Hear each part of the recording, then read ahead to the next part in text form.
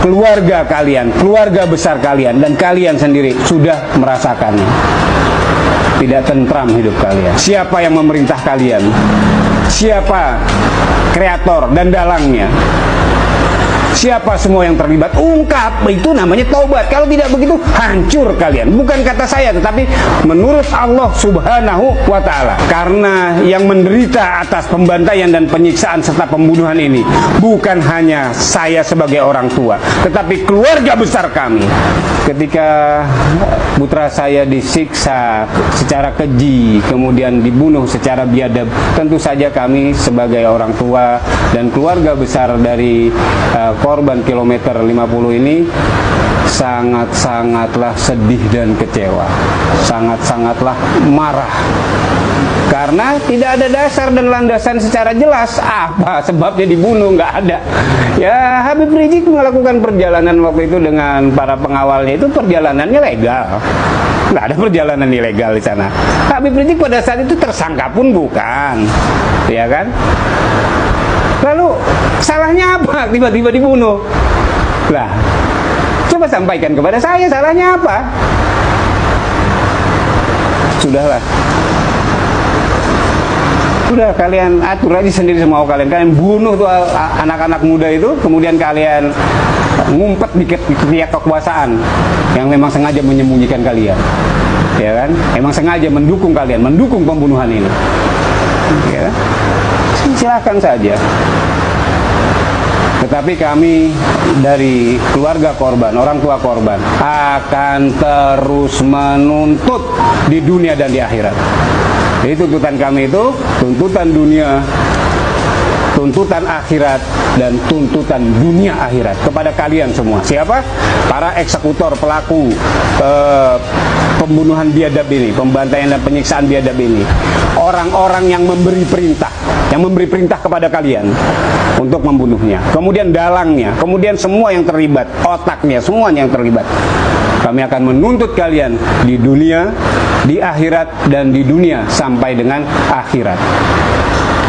Dan saya tahu, yakin, 1.000.000% saya yakin, detik ini kalian sudah merasakan tuntutan kami itu. Betul tidak? Kalian sudah mulai merasakannya sekarang. Anak kalian, keturunan kalian, keluarga besar kalian, dan kalian sendiri sudah merasakannya. Tidak tentram hidup kalian. Hidup kalian di dalam kemurkaan Allah Subhanahu wa Ta'ala. Hidup kalian di dalam laknat Allah Subhanahu wa Ta'ala. Hidup kalian di dalam azab Allah Subhanahu wa Ta'ala. Kalian sadari atau kalian tidak sadari. Maka itu bertobatlah. Bertobatlah supaya selamat keturunan kalian, supaya selamat keluarga besar kalian. Ku anfusakum wa ahlikum naro. Selamatkan diri kalian, selamatkan dirimu dan keluargamu dari panasnya api neraka. Kalian yang bisa menyelamatkan. Bertaubatlah dengan cara taubatan nasuha. Datang kepada kami keluarga, minta maaf. Ungkap kasus ini dengan sebenarnya. Siapa yang memerintah kalian? Siapa kreator dan dalangnya? Siapa semua yang terlibat? Ungkap, itu namanya taubat. Kalau tidak begitu, hancur kalian. Bukan kata saya, tetapi menurut Allah Subhanahu wa Ta'ala. Bukan menurut saya, tetapi menurut Allah Subhanahu wa Ta'ala. Allah Subhanahu wa Ta'ala berfirman, A'udzubillahi minasyaitonirrajim, Bismillahirrahmanirrahim. Di dalam Quran surat An-Nisa ayat 93. Wa may yaqtul mu'minan muta'ammidan fajaza'uhu jahannam khalidan fiha.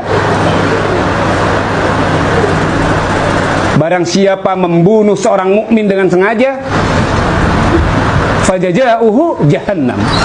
Balasan bagi mereka adalah jahannam khalidan fiha.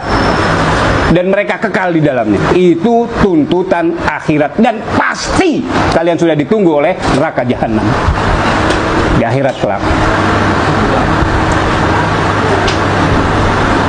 Wa ghadiballah, dan kalian mendapat kemurkaan Allah. Wa ghadiballahu alaihi, dan mereka mendapat kemurkaan Allah. Wa la'anahu, dan mendapat laknat Allah.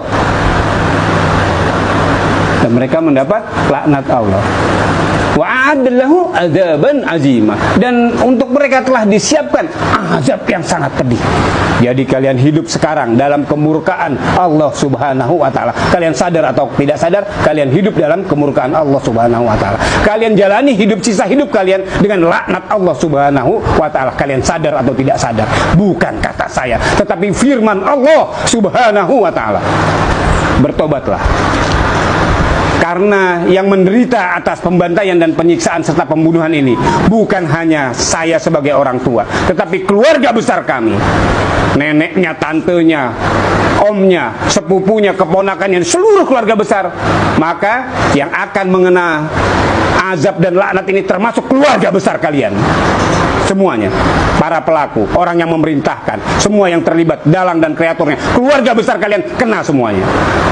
Keburukan Allah dan azab dan laknat dari Allah Subhanahu wa taala. Saya tidak peduli kalian percaya dengan Al-Qur'an atau tidak. Saya tidak peduli kalian percaya dengan akhirat atau tidak. Saya tidak peduli kalian percaya kepada Allah Subhanahu wa taala atau tidak, tetapi itulah yang terjadi. Bertobatlah. Dan kami meminta kepada keluarga dari para pelaku pembunuhan dan semua kreatornya ini, bertobatlah juga kalian. Dorong pelakunya untuk bertobat. Kami meminta kepada masyarakat secara umum untuk ayo bersama-sama kita tegakkan keadilan untuk 6 syuhada FPI yang dizolimi, yang sudah dibantai, dan negara diam dan Indonesia diam. Sudah beberapa kali saya katakan, kasus 6 syuhada FPI ini akan membuktikan apakah pengelola negara ini, pengelola bangsa ini adalah orang-orang yang beradab atau orang-orang yang biadab. Nanti kita lihat apakah sesuai dengan Pancasila sila yang kedua. Nanti kita lihat. Ini ukurannya 6 syuhada FPI. Itu tuntutan kami di dunia. Tegakkan keadilan seadil-adilnya. Seret pelaku, seret orang yang memerintahkan, seret dalang atau kreatornya, pemikirnya, think tanknya, seret semua yang terlibat di dalam pembunuhan ini dan hukum mati. Itu tuntutan kami. Ayo masyarakat, kita tegakkan keadilan bersama. Kalau untuk berharap kepada negara, wah sudah jauh.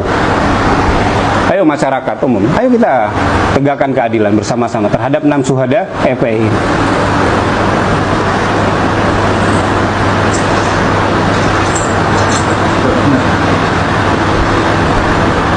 Sudah ya, tambah. Saya terbawa tadi dengan. Oke, makasih. Saya coba dulu. Tadi udah ditutup belum? Belum. Jawab dulu kan? Ditutup dengan salam. Ya, itu harapan kami